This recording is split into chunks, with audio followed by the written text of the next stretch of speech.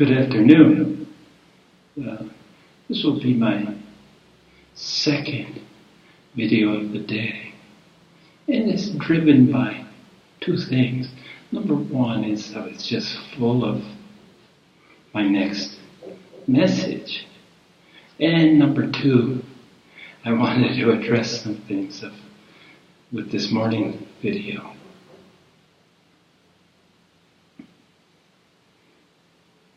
Navigating the mundane. To double check.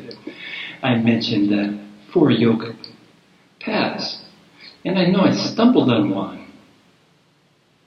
3 comes so easily to me, and I was a little puzzled why the 4th eluded me, and when I looked at it closely, I immediately understood that it represented the path, the yogic path, that I have enjoyed the least success at.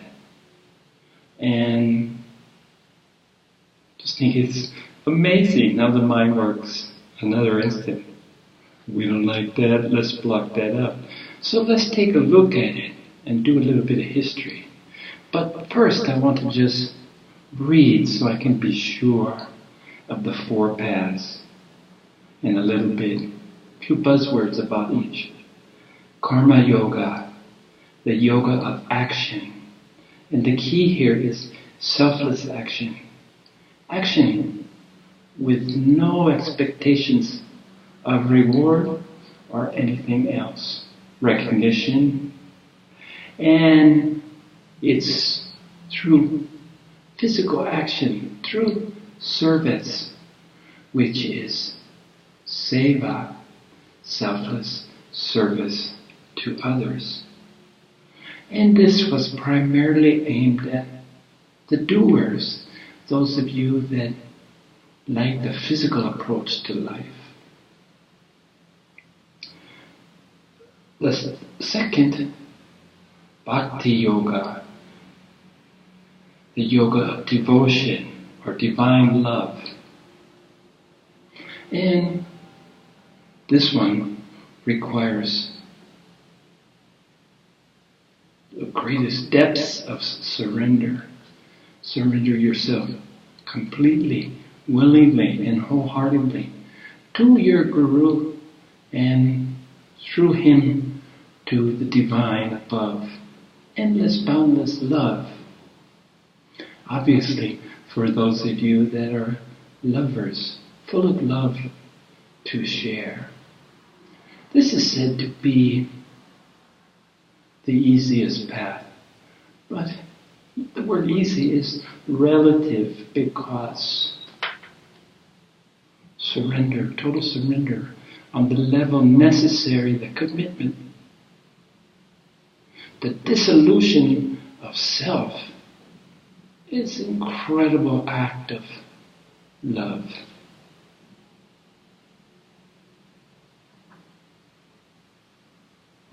I'll go to jhana yoga now. Jhana, I've mentioned, is the path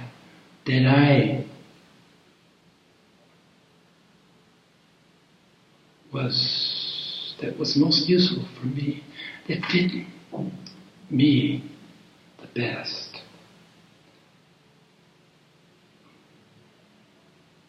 It's the yoga of knowledge or wisdom. As I like to say, thinking is progressive. Thinking becomes knowledge, becomes wisdom. It's the search for, the seeking for, and it requires rigorous self-inquiry. And this is for the thinkers out there. It appealed to me. And of this path, it's said that it's the hardest. And we've already gone over the hardships involved with this particular path, the pitfalls. And then the one I get stuck on, and I want to go into a little more depth of this particular one, just because of the avoidance. Constructive forgetfulness. Constructive in the sense that it probably helps to hide some area of me that needs to be opened up and looked at with that same rigorous self-inquiry, free of judgment.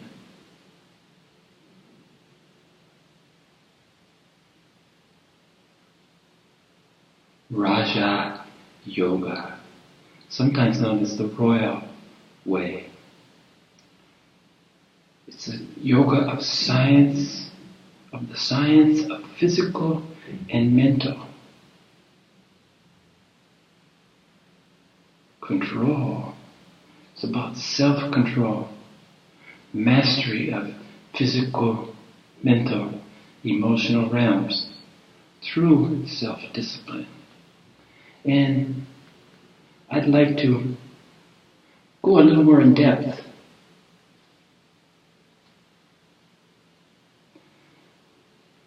It offers a comprehensive method for controlling the waves of thought by turning our mental and physical energy into spiritual energy. Raja Yoga is also called Atanga Yoga, referring to the 8 limbs leading to absolute mental control. The chief practice of Raja Yoga is meditation. It also includes all other methods which helps one to control body, energy, senses, and the mind. The Hatha Yoga sees relaxation in other practices such as the yamas, the niyamas, the mudras, the bandhas, to gain control of the physical body and the subtle life force called prana. When body and energy are under control, meditation comes naturally. And they talk about the yamas, which are ahimsa or non-violence, satyam, truthfulness, brahmacharya, moderation of all things, also refers to celibacy, asteya or non-stealing, aparigrapha or non-covetousness, don't covet thy neighbor's wife. And the niyamas, number 2. Observation. The do's are also divided into 5 complete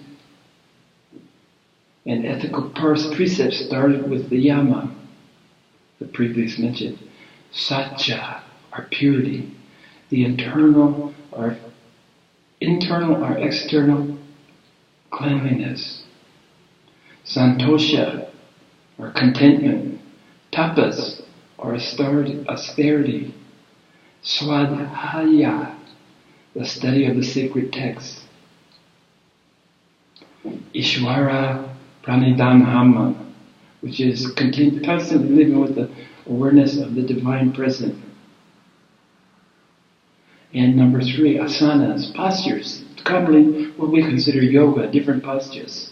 Pranayama, regulation or control of the breath. Asanas and pranayama are form the subdivision of Raja Yoga known as Hatha Yoga, the one that we're in the West we're most familiar with, the postures, the asanas.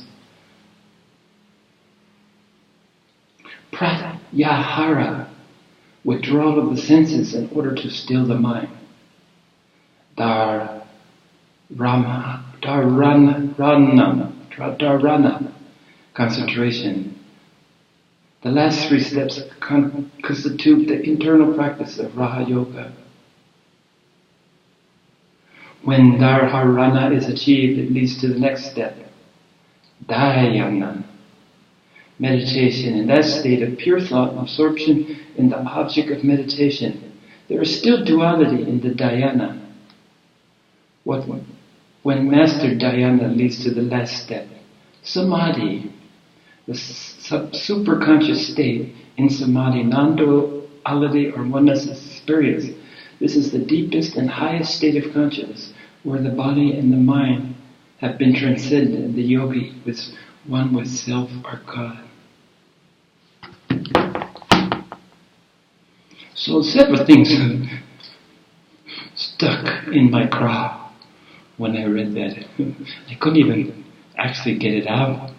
As you know, I was struggling as I was reading through that. I'm a better reader than that, but there's something there. And it's all about control. And I spent 30 years on this rigorous path where I sought to control through fasting, through mental discipline, through using meditation as a tool wherein it's necessary to sweat. Meditation is a rigorous, active, instead of a passive pursuit. If you're not sweating, you're not working hard enough. The way of the samurai, the royal path. And I was on this path with really hard for me to measure results, other than having a lot of migraines. And I'm sure that it was through my misunderstanding and my misapplication.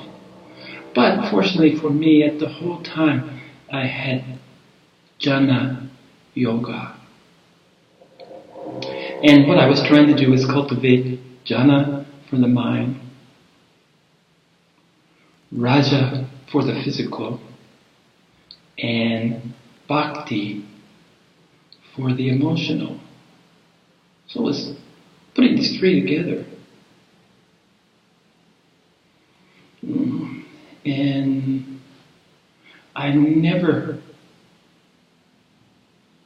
saw them holistically as one part of a whole, equal contributors to where, to take me to permanent awakening.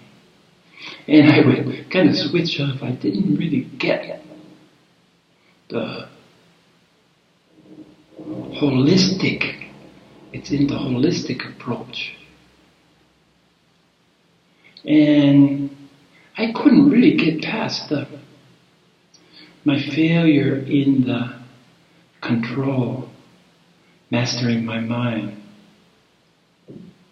I had downgraded it to taming, and then taming was even too much, and it came to ignoring. But at the same time, recognizing the mind as a tool, a useful tool in the spirit of jhana yoga. So I pretty much discarded bhakti. It was hard for me to really surrender to anything or anyone completely, at least at the level that was required for this. So it was jhana yoga that stayed with me and saw me through. And I want to go back to read one more thing, because this is where I'm struggling to be. Swami Sivananda recognized that every yoga, or human being for that matter, possesses and identifies with each of these elements: intellect, heart, body, and mind. He therefore advocated everyone to practice certain techniques from each path. This came to be known as the yoga of synthesis. He also taught that in accordance with individual temperament and taste, one can emphasize the practice of certain yogas over others. So the rewards of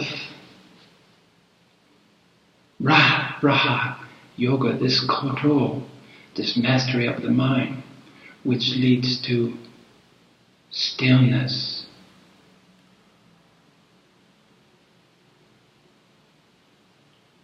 is only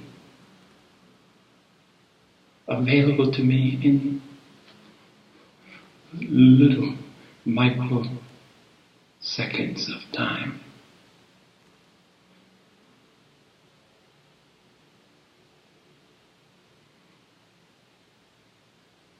My mind is maybe silenced once in a great while between breaths, between breathing in and breathing out.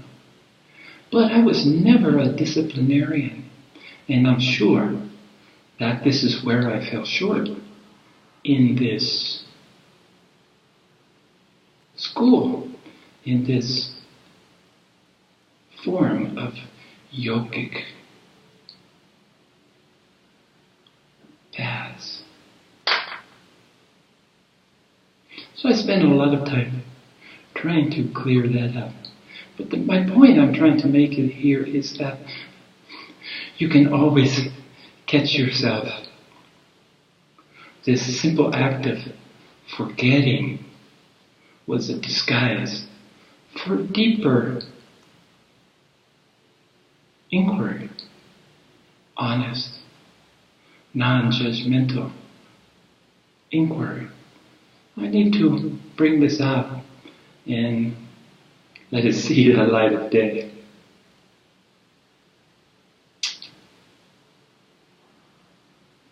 I started this afternoon to talk about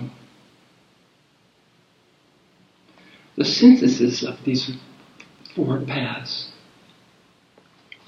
I'm going back and check. Bear with me.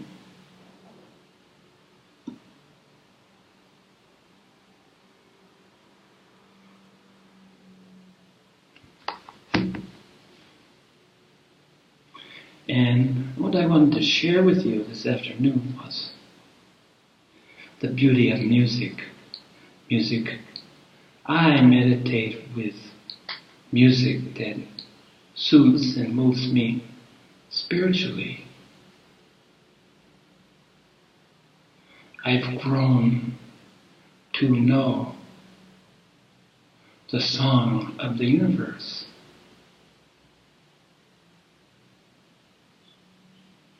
And I relish this. And it's with me constantly.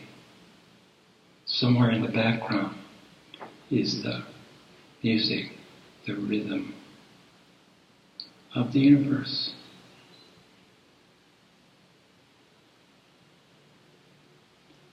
And I took a look at, I made a leap. Maybe somehow there was a process that connected song, the music, with rainbows. Being from Hawaii, we have a special affinity and love for rainbows, and we experience them daily, and most days, more often than not, there's a rainbow in the back of the valley somewhere, all the time in Hawaii. So I started thinking of the nature of a rainbow. Light, pure white light, everything. Light, for my purposes, is the universal force and how we experience it. Light as energy, but also light as love. Light as knowledge.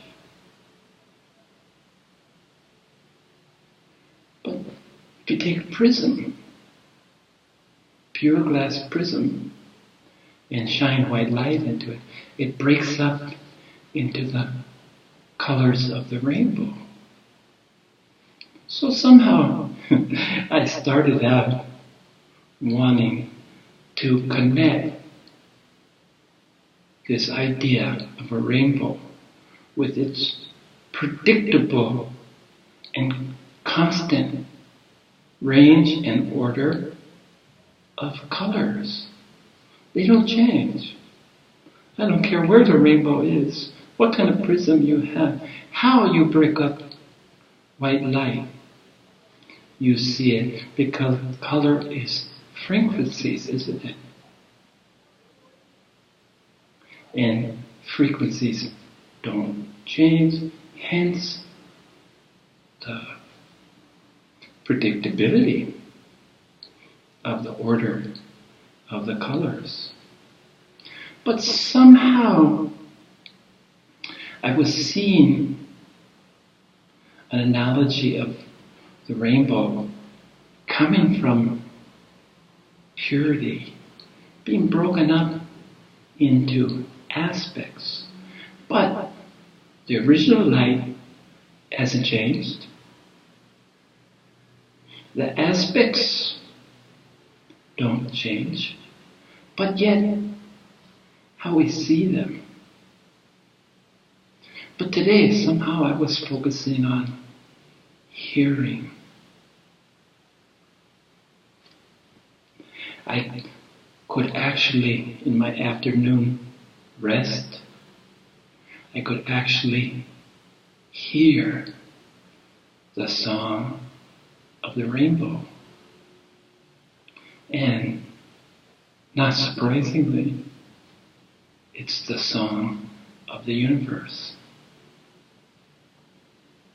So that brought the poet out in me. Yeah. Usually my senses that I'm the most attuned to is my nose. God gave me a big one. Buddha gave me a big one so I can take in all the smells. And the next, I would think, is vision, the eyes. Taste, touch, lesser so. And hearing, because it allows me to hear music during my meditation. But I don't think these two ears are necessary to hear the song of the universe. And as our senses go, mine have seemed to sharpen. My sense of smell definitely has improved. My peripheral vision has increased since awakening. I can even sense seeing behind my back. The fourth eye, I've started to call it, I've come to call it, fourth eye that sees out the back. So my peripheral vision approaches 360 degrees. In a lot of ways, this third eye is my most sensitive. I'm really aware when motion or people and energies are behind me.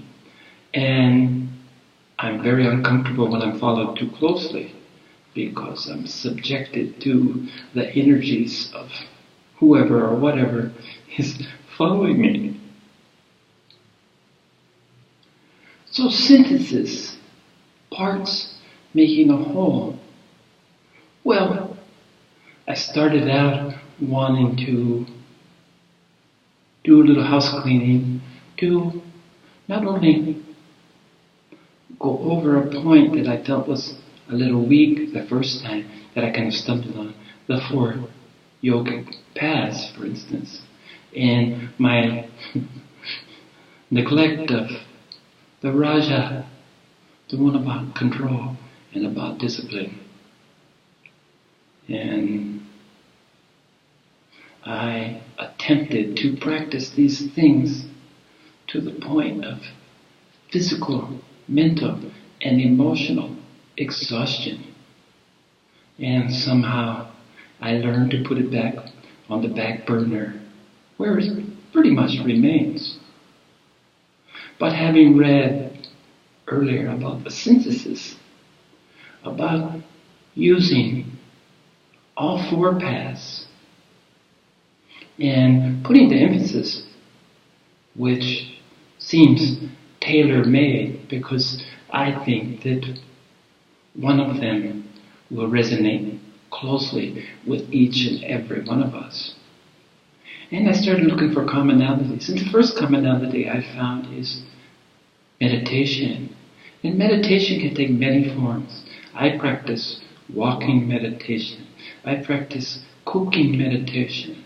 I practice YouTube meditation. In the process, this is a meditation, the process of sharing this video with you. It's just another meditation. I practice meditation on my bike rides. I put my inspirational, my spiritual music on, my little earbuds, AirPods. I have no wireless technology. But on my 2-hour, almost daily bike roads is another form of meditation for me. So meditation is a commonality.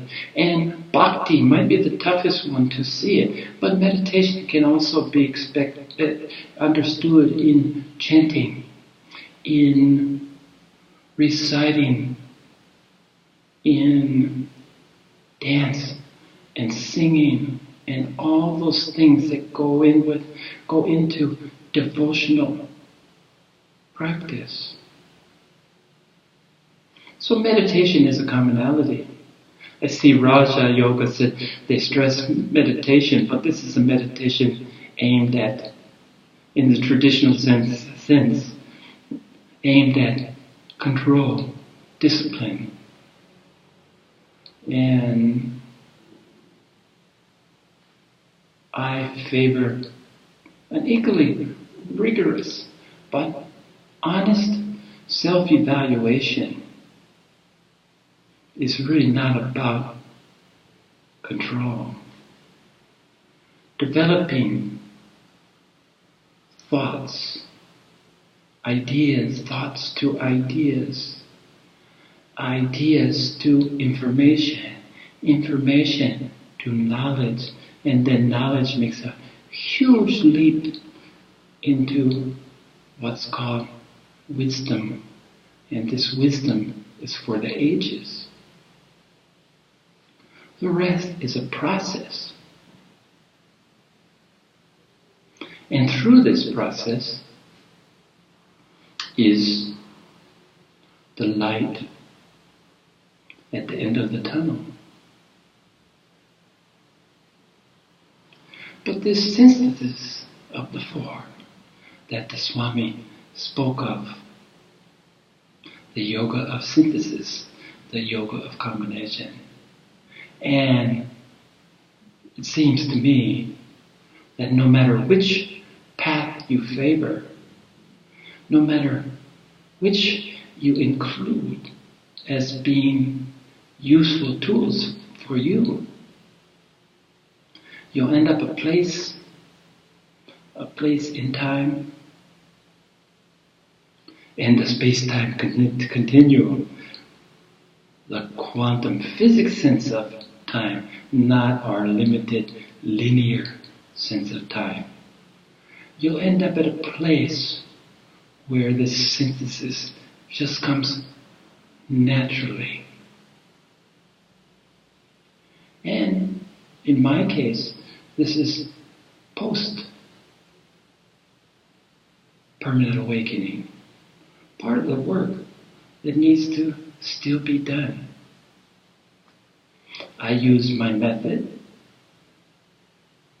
after trying the other three, but the one that was true to me, the one that was always with me, was jhana, using the mind as a tool, not as an instrument to understand who and what we are, to ask the big questions, to entertain the big questions. No.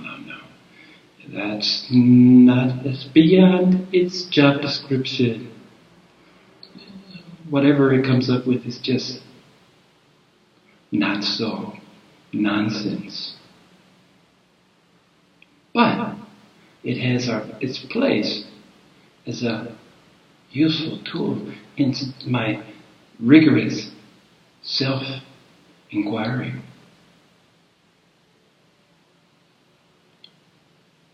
So, karma yoga, path of action, seva, service, is, again, a work in progress. Bhakti, devotion, is also a work in progress. Still stuck a little bit on this total surrender.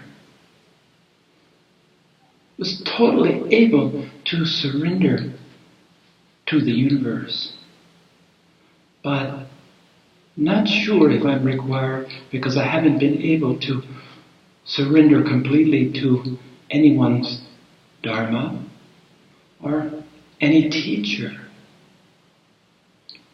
I never had a teacher until I was in my 60s. And when I did have my teacher,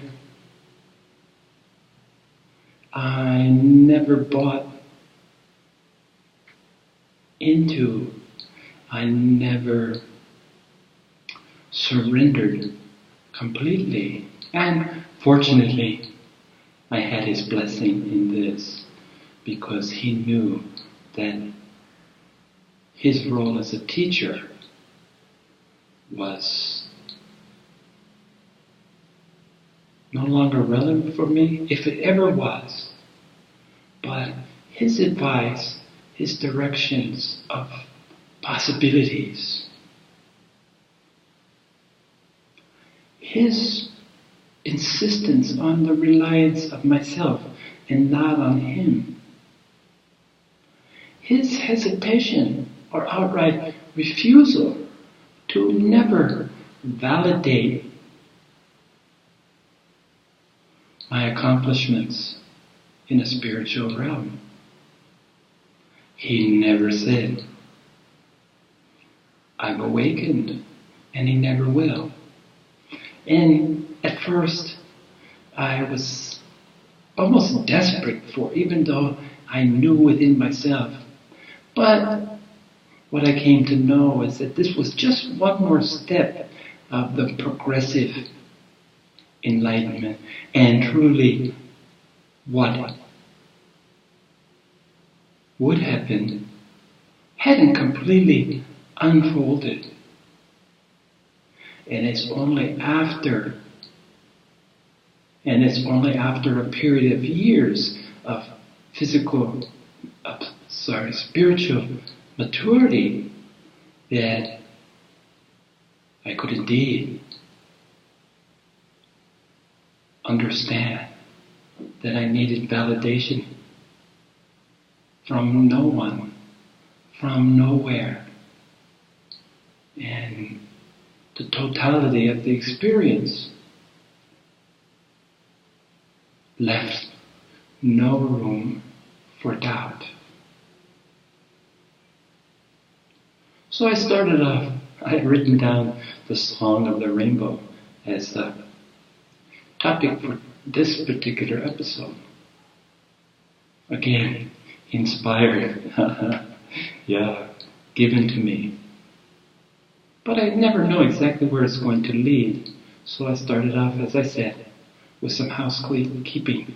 But as I took a deeper look, as I reflected on what had happened to me, my inability to remember led to a process of taking a look. And this is a work in progress. It will continue to be looked at. But seeing the rainbow as separation, but they're joined together, aren't they? There's a subtle transition from one color to the next. There's no black line in between. There's no solid demarcation in the colors of the rainbow. Because the colors don't represent anything other than the frequency of that light. Because indeed, it's a combination of all the frequencies, a synthesis. So you can see, hopefully you can see the process there that I went through in this video. Pretty obvious to me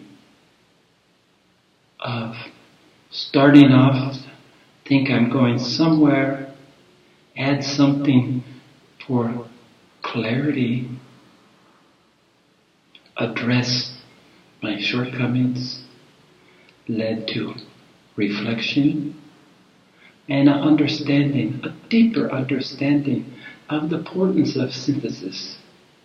And finally, that this synthesis, this reconciliation of sense of fourness would evolve to